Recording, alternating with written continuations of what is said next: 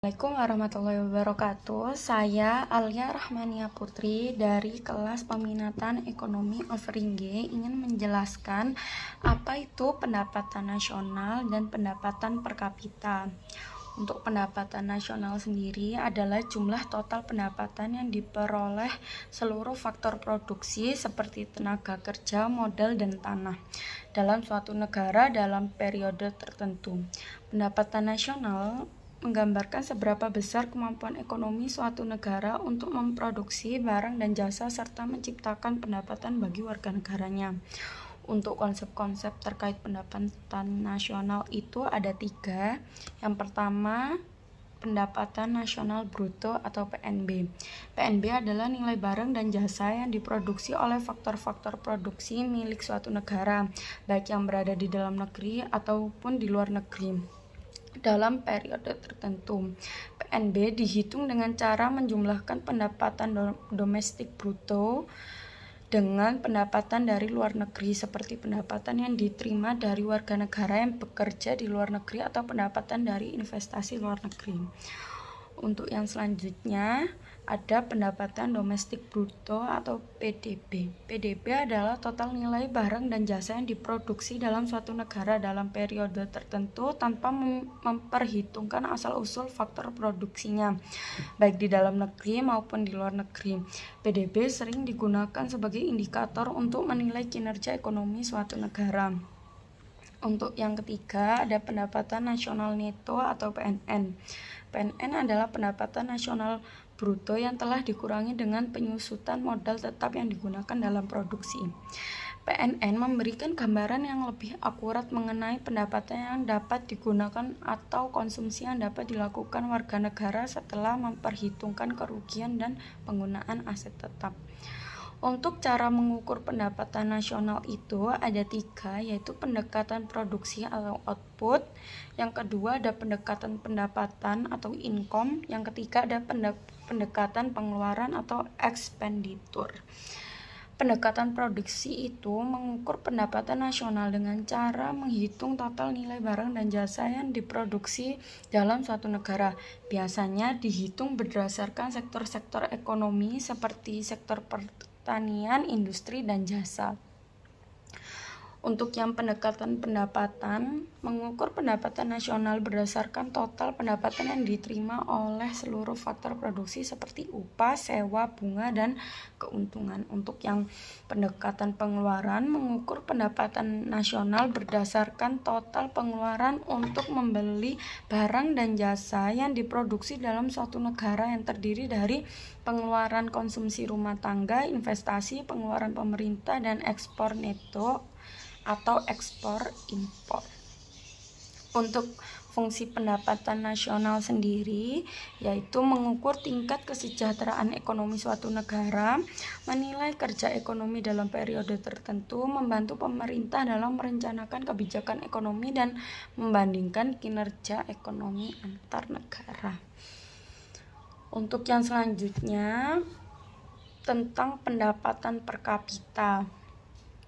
Untuk pendapatan per kapita sendiri adalah jumlah total pendapatan nasional suatu negara yang dibagi dengan jumlah penduduk negara tersebut.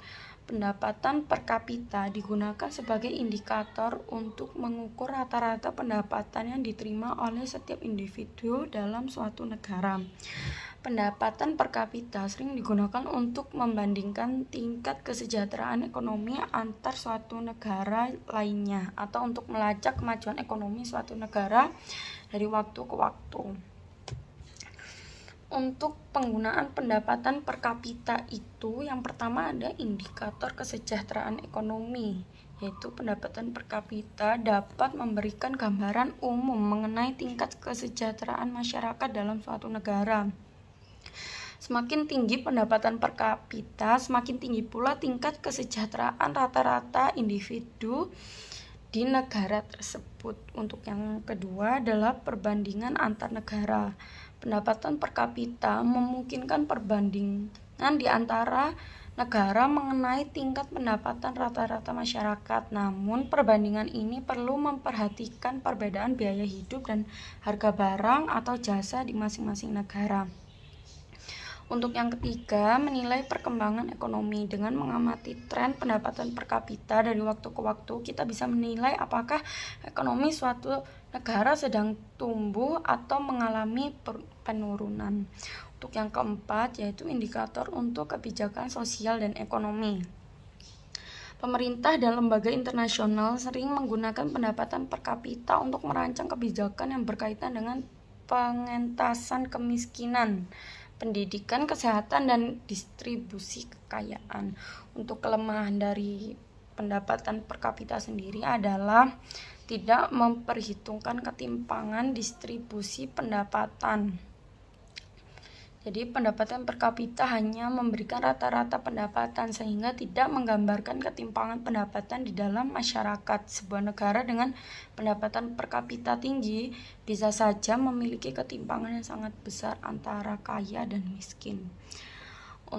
Untuk yang kedua, tidak memperhitungkan kualitas hidup. Jadi pendapatan per kapita tidak menghitungkan faktor-faktor lain yang mempengaruhi kualitas hidup seperti kesehatan, pendidikan, dan lingkungan.